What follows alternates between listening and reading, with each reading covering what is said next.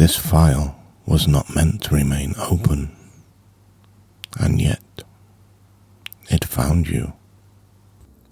You are now entering a recorded field transmission from the Department of Lost Places.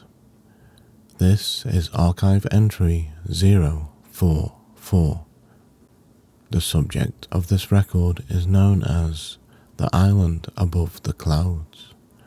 Among all celestial locations currently preserved within department archives, few are encountered as rarely, and fewer still are remembered with such clarity.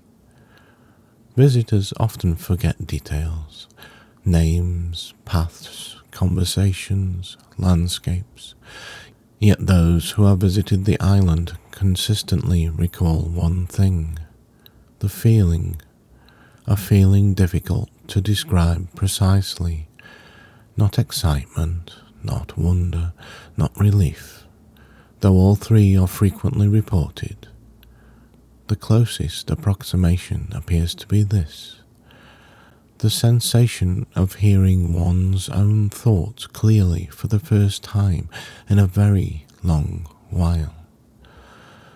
The earliest verified account originates from a cartographer who spent much of his life mapping remote mountain ranges. Late in his career, he recorded an unusual encounter while crossing a high plateau during a period of dense cloud cover. According to his journal, the clouds suddenly parted. Far above them, suspended within open sky, floated an island. The sight lasted only moments, yet he devoted the remainder of his life to searching for it. He never succeeded. Nevertheless, his account would later become the first entry into what is now one of the department's most intriguing collections.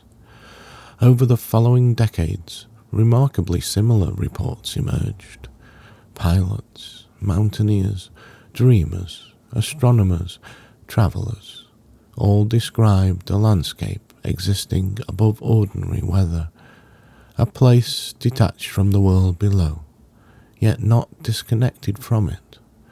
The department eventually concluded that these reports referred to a single location, an island suspended above the clouds. Visitors most commonly encounter the island during periods of mental noise, not necessarily stress, though stress is common, rather periods where attention becomes crowded. Too many demands, too many opinions, too many expectations, too many voices competing for space. The island appears to function as a counterbalance.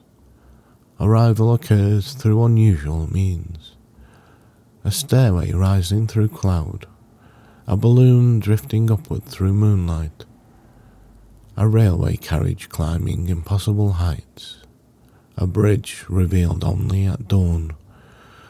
The route varies, the destination remains constant.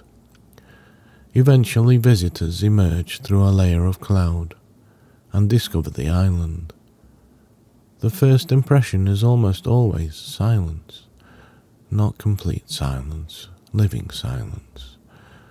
Wind moving through grass, distant birds, flowing water, leaves shifting gently in sunlight.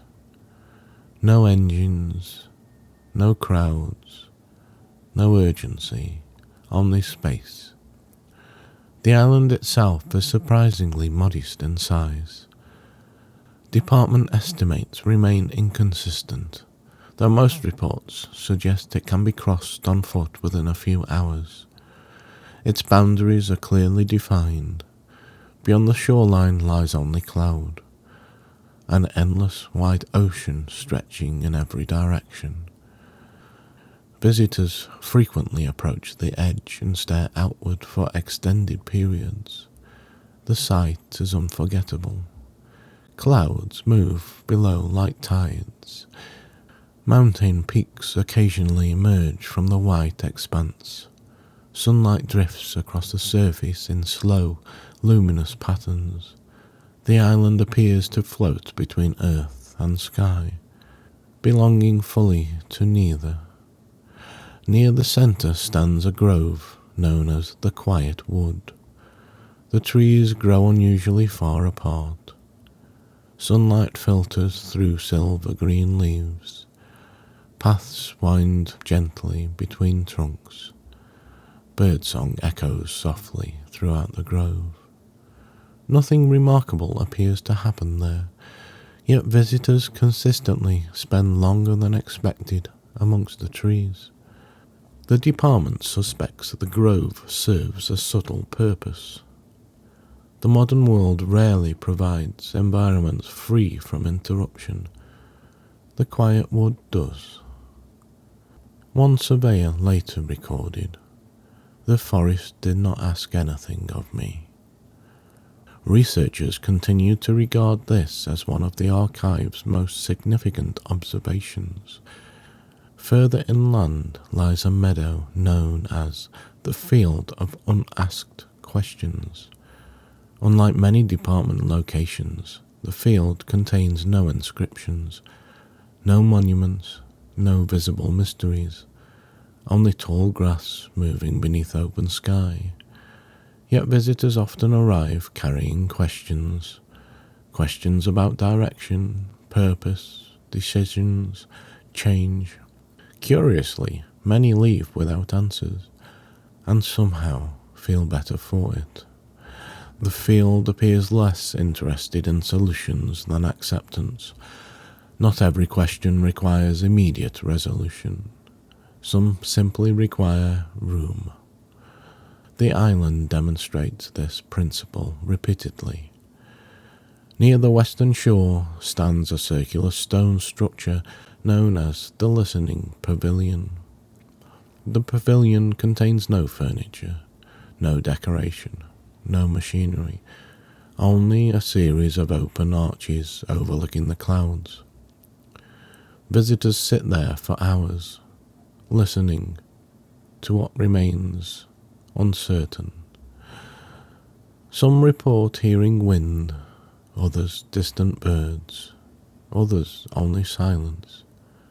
The department suspects all reports are equally accurate. The pavilion appears designed not to provide sound, but attention. One recurring feature appears throughout nearly every account. A freshwater spring emerging from the island's highest point. Department records refer to it as the source. The water flows into narrow channels crossing the landscape before disappearing over the island's edge. Visitors frequently stop there, not because the spring is unusual, because it feels important. The source seems to embody the character of the island itself, quiet, steady, unconcerned with spectacle. One recurring figure appears throughout reports concerning the island. Department records refer to them simply as the Keeper. Descriptions vary considerably, as they often do. Sometimes encountered beside the spring, sometimes within the grove, sometimes walking along the cloud-lined shore. Visitors frequently ask the same question. Why is this place here?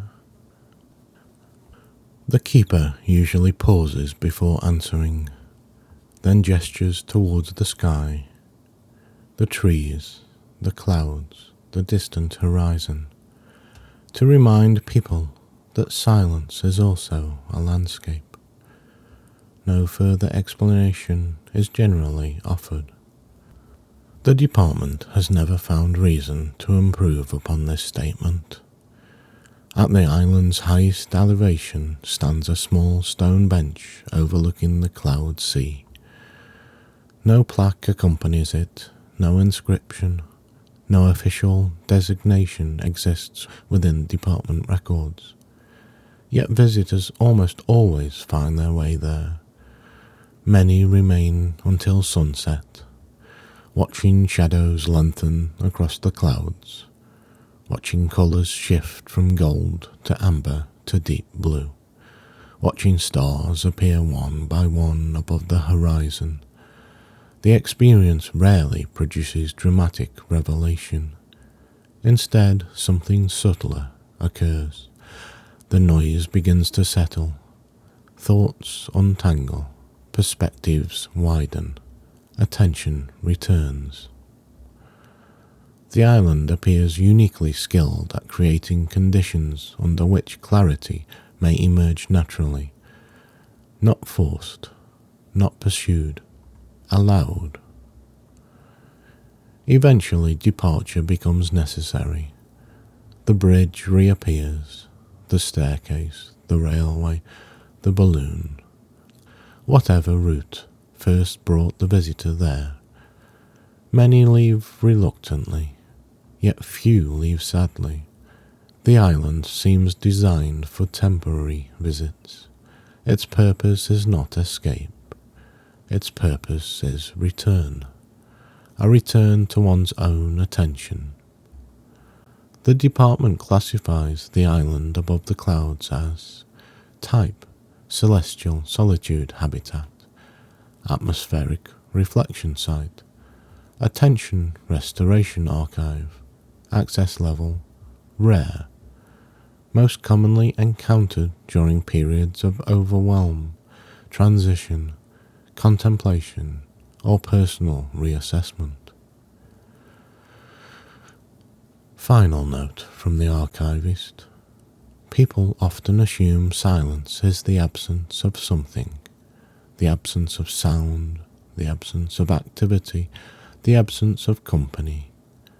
The island proposes a different interpretation.